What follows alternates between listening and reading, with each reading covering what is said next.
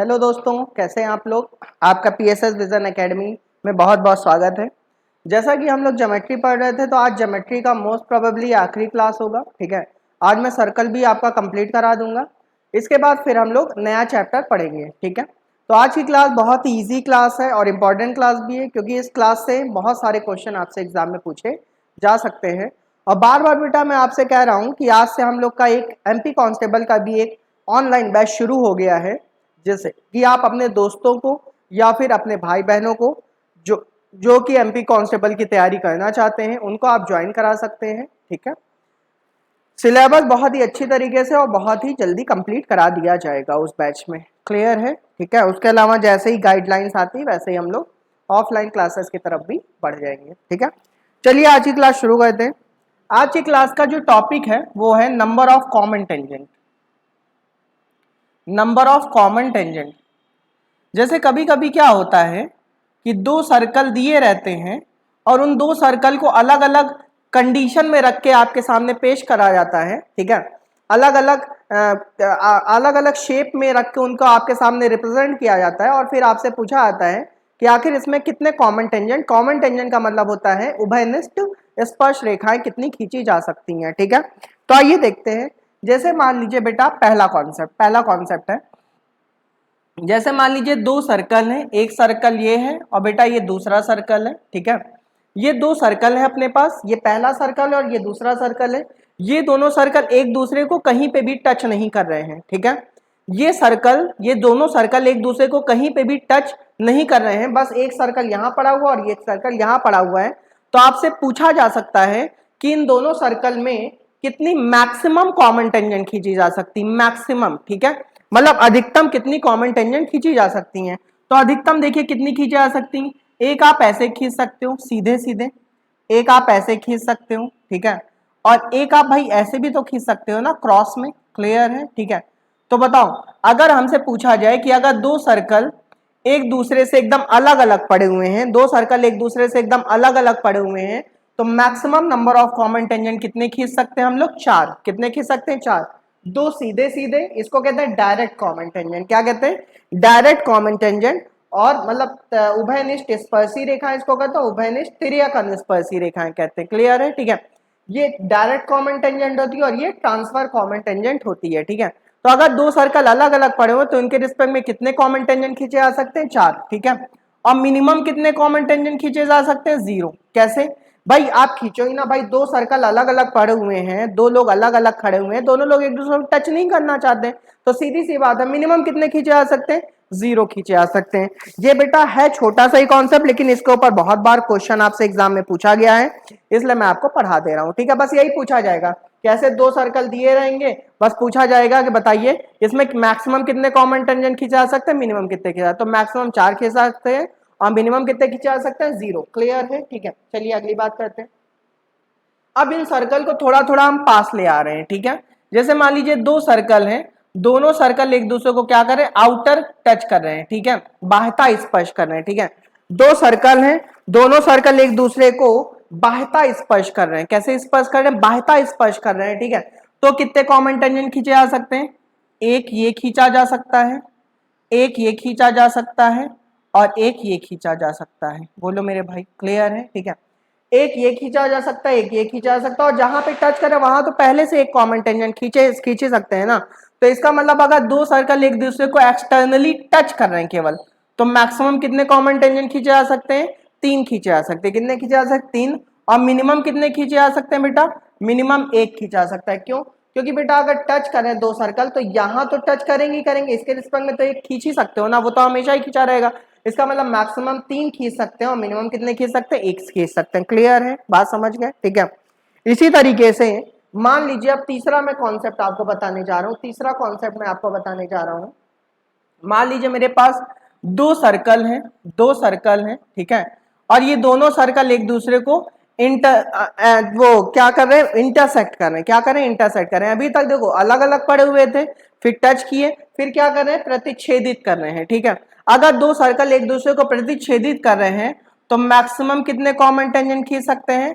Maximum common tangent खींच सकते हैं कितने बेटा? 2। कितने खींच सकते हैं? 2। ठीक है, एक ये वाला हो गया और एक ये वाला हो गया, ठीक है। मैक्सिमम 2 कॉमन टेंजेंट खींच सकते हैं और मिनिमम कितने खींच सकते हैं, मिनिमम 0 खींच सकते हैं। कितने खींच सकते हैं, 0, ठीक है। मतलब एक भी ना खींचो भाई, क्लियर है, ठीक है। क्योंकि भाई देखो मैक्सिमम तो 2 खींचा सकते हैं, एक ऐसे एक ऐसे। अच्छा कुछ बच्चे कह रहे हैं जो इंटरसेक्ट कर रहे हैं, यहाँ नहीं बेटा, ये तो इंटरसेक्ट कर रहे हैं ना, टच थोड़ी ना कर रहे हैं, ठीक है।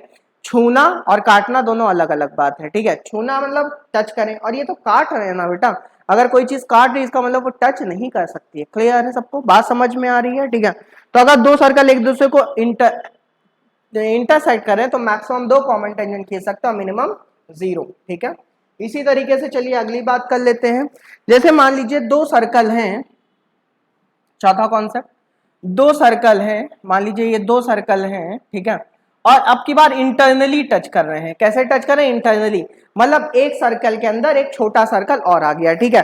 अगर 2 सर्कल एक दूसरे को इंटरनली टच कर रहे हैं तो मैक्सिमम कितने खींचे जा सकते हैं, मैक्सिमम 1 खींचा जा सकता है, ठीक है।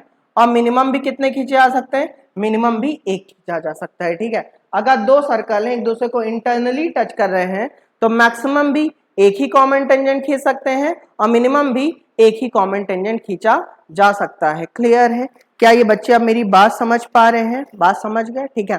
चलिए, तो मैंने अभी अभी आपको 4 कॉन्सेप्ट बताया। पहली बात, सर्कल एक दूसरे को जरा सा भी टच नहीं करे, दोनों अलग अलग पड़े हुए थे, तो मैक्सिमम 4 मिनिमम 0 कॉमन टेंजेंट। अगर टच करेंगे तो मैक्सिमम 3 मिनिमम 1 कॉमन टेंजेंट। अगर इंटरसेक्ट करेंगे तो मैक्सिमम 2 मिनिमम 0 कॉमन टेंजेंट, ठीक है।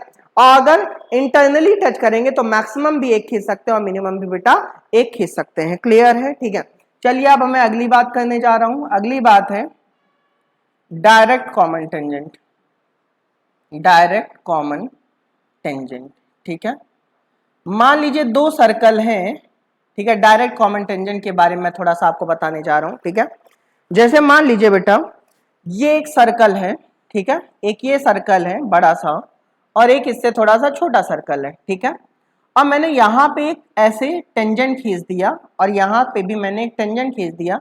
इसका नाम मान लीजिए PA है और इसका नाम QB है, ठीक है।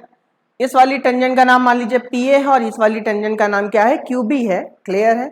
मान लीजिए इस सर्कल का सेंटर है और इसकी रेडियस क्या है बेटा, R1, ठीक है। ये सर्कल का सेंटर और इसकी रेडियस क्या है, R1 है। और ये दूसरे सर्कल का सेंटर और इसकी रेडियस क्या है, R2 है। क्लियर है। और इन दोनों केंद्रों के बीच की दूरी भी हमें पता है। इन दोनों केंद्रों के बीच की दूरी क्या है, स्मॉल d है। क्या है, स्मॉल d है, ठीक है। भाई ये एक कॉमन एक टेंजेंट PA है और एक दूसरी टेंजेंट PB है। ये एक टेंजेंट P है और ये दूसरी टेंजेंट PB है। इसका ये सेंटर है, सेंटर से ये रेडियस है R1 और ये सेंटर से दूसरी रेडियस है R2 और इन दोनों सेंटर्स के बीच की दूरी, ठीक है। इन दोनों सेंटर, ये C1 सेंटर है इसका, ये C2 सेंटर है, इन दोनों केंद्रों के बीच की दूरी क्या है, D है, ठीक है। तो आपसे पूछा क्या जाएगा, आपसे पूछा जाएगा कि जो PA या QB है इसकी लंबाई क्या होगी। ये जो PA है या QB है इसकी लंबाई क्या होगी। तो पहली बात तो आप ध्यान रख लीजिए कि PA की जो लंबाई होगी वही QB की लंबाई होगी। क्लियर है। और वो क्या होगी, under root D² minus R1 minus R2 का होल स्क्वायर। क्लियर है। क्वेश्चन में आपको D की वैल्यू भी दी रहेगी, मतलब दोनों केंद्रों के बीच की दूरी भी दी रहेगी, R1 भी दिया रहेगा, R2 भी दिया रहेगा। तो क्या फॉर्मूला लगा दोगे, under root D² minus R1 minus R2 का होल स्क्वायर। क्लियर है, ठीक है। तो अगर डायरेक्ट कॉमन टेंजेंट की बात की और PA और QB के बराबर है तो PA QB के बराबर है, तो यहाँ पे अगर मुझे P और QB की लेंथ बतानी तो क्या होगी, under root D² minus R1 minus R2 का होल स्क्वायर। क्लियर है भाई, ठीक है। चलिए अगली बात करते हैं। इसी तरीके से ये बात ध्यान रखें, जैसे सीधे सीधे खींचे तो यहाँ पे माइनस साइन आएगा, क्या आएगा, R1 माइनस R2 हो जाएगा, ठीक है। अगली बात मैं करने जा रहा हूं ट्रांसवर्स कॉमन टेंजेंट की। ट्रांसवर्स कॉमन टेंजेंट, उभयनिष्ठ तिर्यक स्पर्शी रेखा, उसको कहते हैं उभयनिष्ठ अनुस्पर्शी रेखाएं, इसको कहते हैं उभयनिष्ठ तिर्यक स्पर्शी रेखाएं।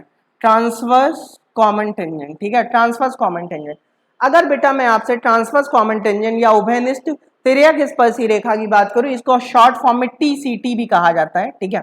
उसको DCT कहते हैं, इसको TCT कहते हैं, ठीक है।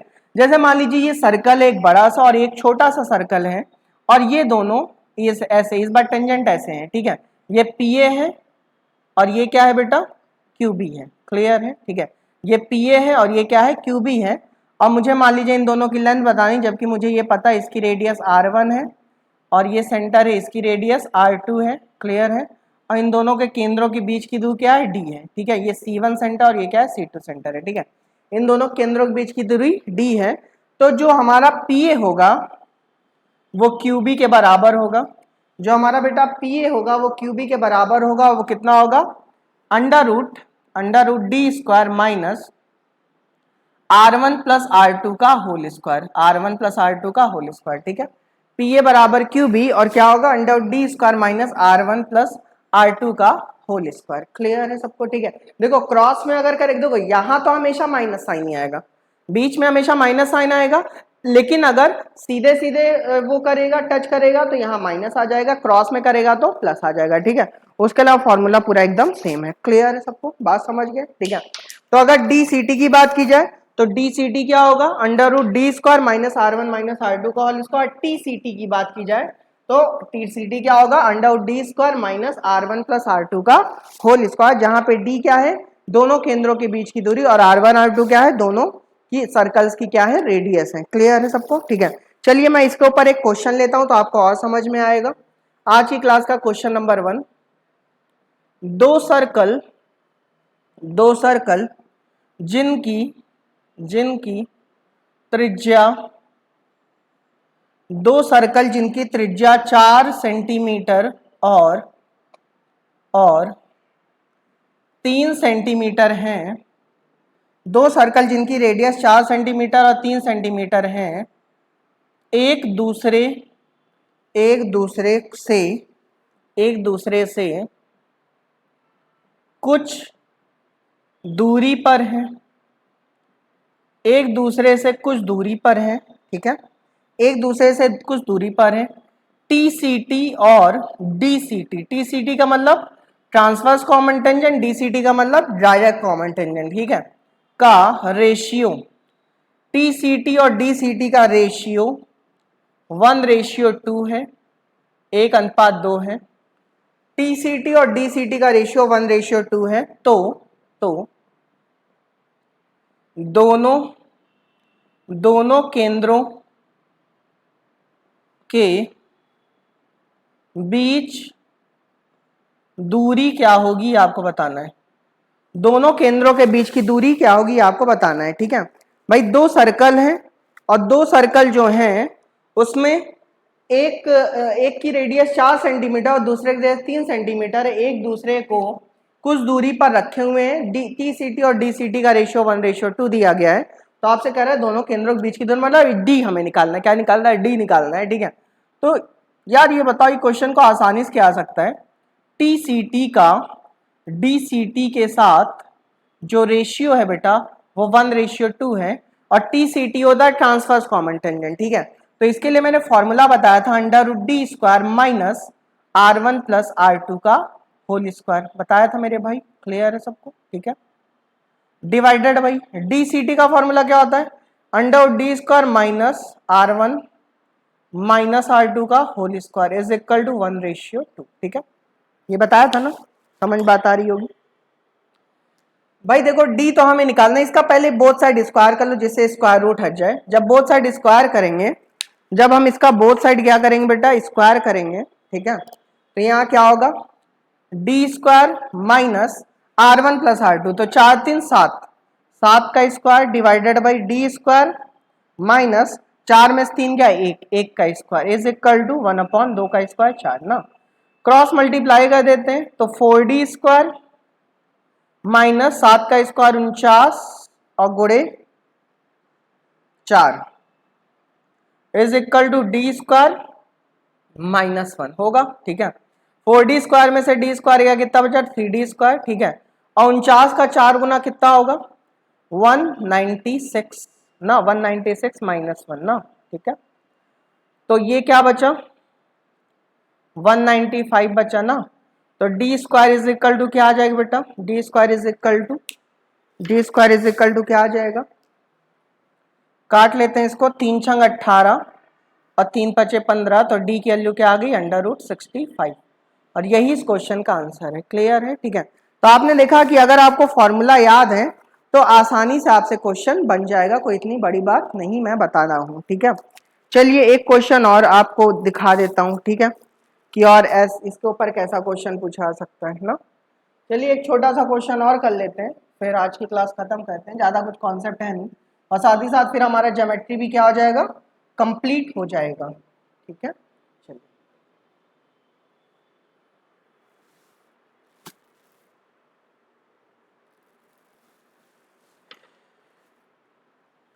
क्वेश्चन नंबर 2, किन्हीं दो सर्कल जिनके सेंटर, किन्हीं दो सर्कल जिनके सेंटर x और y हैं, किन्हीं दो सर्कल जिनके सेंटर x और y हैं कि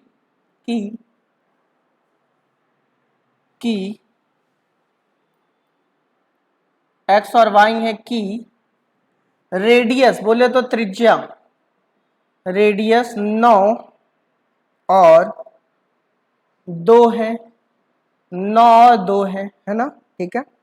यदि एक्स वाई बराबर 17, मतलब एक्स और वाई के बीच की दूरी 17 है, z एक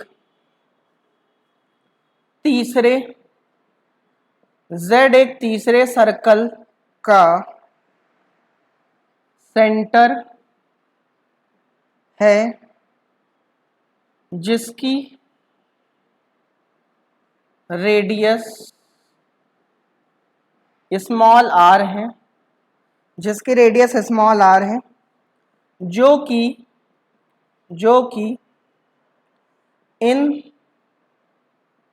इन दोनों सेंटर को, बल्कि ऐसे, जो कि इन दोनों सर्कल को बाह्यता स्पर्श करता है, जो कि इन दोनों सर्कल को बाह्यता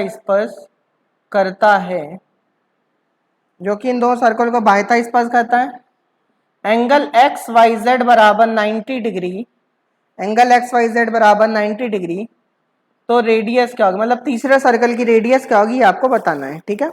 ये क्वेश्चन है बहुत छोटा, देखने में लंबा लग रहा है लेकिन है बहुत छोटा, अभी देखिएगा वैसे ही ट्रिक से हो जाएगा, ठीक है।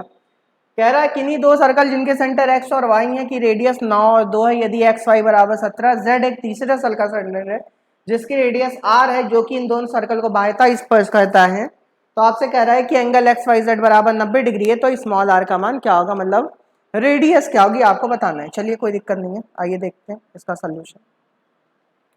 देखो ये मैंने एक सर्कल बना लिया, एक सर्कल ये बना लिया ना, और एक सर्कल ये बना लिया, दिख रहा है यहाँ पे सबको, दिख रहा है ना, चलिए ठीक है। तो ये वाला जो सर्कल है, मान लो इसका सेंटर x है, इस वाले सर्कल का सेंटर y है, और इस वाले सर्कल का सेंटर क्या है, z है, ठीक है। अगर ये सेंटर x है तो ये रेडियस होगी, और ये रेडियस कितनी 9 है, ये सेंटर है तो ये रेडियस होगी कितनी है, 2 है, और x से लेकर y तक की दूरी कितनी है, 17 है, ठीक है। इसी तरह ये कितना होगा बेटा, r होगा ना, ठीक है, और ये भी कितना होगा बेटा, r होगा, ठीक है। ये छोटे, मतलब z है जिसका सेंटर है, उसकी रेडियस का ये भी r है और ये भी क्या, r है, क्लियर है सबको, ठीक है। अच्छा बेटा क्वेश्चन में ये भी कह रहा है कि ये जो एक्स जेड वाई है, जो एंगल एक्स वाई जेड है, क्या एक्स वाई जेड ना, हाँ, एंगल एक्स वाई जेड मतलब ये वाला एंगल ना, ये वाला एंगल कितना है, 90 डिग्री है, क्लियर है, ठीक है। बल्कि यहाँ पे एक्स वाई जेड नहीं करके एक्स जेड वाई कर लो ना, ठीक है, एक्स जेड वाई, ये वाला जो एंगल है वो कितना है, 90 डिग्री, एक्स जेड वाई कितना है, 90 डिग्री है, ठीक है। अच्छा बताओ ये एक तरह का राइट एंगल ट्रायंगल बन गया कि नहीं बन गया भाई, राइट एंगल ट्रायंगल बन गया। और राइट एंगल ट्रायंगल में ट्रिपलेट आपने सुना ही होगा, ट्रिपलेट एक होता है 8 15 17, भाई 17 को देख के मुझे 8 15 17 की याद आ गई ना, किसकी याद आ गई, 8 15 17 की याद आ गई, ठीक है। तो आप बताओ ये 17 है, इसका मतलब ये कहीं ना कहीं 15 होगा और ये कहीं ना कहीं 8 होगा, तो अगर इसको मुझे 15 बनाना है तो 9 में कितना जोड़ा जाए, ये r है इसकी रेडियस, ठीक है। अगर मुझे ये यहाँ से यहाँ अंदर 9 है, अगर इसको मुझे पूरा 15 बनाना है तो इसका मतलब r के लिए पक्का 6 होगी, ठीक है। और इसको अगर मुझे 8 बनाना है तो आर की वैल्यू पक्का यहाँ भी क्या होगी 6 होगी, क्योंकि रेडियस तो सेम होगी, तो गारंटी आर की वैल्यू क्या आ गई 6 आ गई। लो क्वेश्चन खत्म हो गया ना। ठीक है, तो आपने देखा जो राइट एंगल ट्रायंगल मैंने ट्रिपलेट वाला कॉन्सेप्ट बताया था उससे कितनी चीजें आसान हो जाती है ना। 8 15 17 बताया था ना। तो बताओ ये 17 है, 90 के सामने अगर ये 17 है तो कर्ण होगा, इसका मतलब पक्का 15 होगा, ये पक्का कितना होगा 8 होगा। तो 9 में कितना जोड़े कि 15 हो जाए 6, और 8 में कितना 2 में कितना जोड़े 8 हो जाए 6 जोड़े तो 6 6। ठीक है, तो रेडियस के आगे 6 आगे। क्लियर है। तो आप भैया इस तरह से आप देख रहे हैं कि हमारा जो ज्योमेट्री है वो खत्म हो गया है। ठीक है, उसके अलावा कल से हम लोग फिर नया कॉन्सेप्ट देखेंगे। आज के लिए इतना ही, तब तक आप अपना ख्याल रखिए, खुश रहिए। Thank you so much.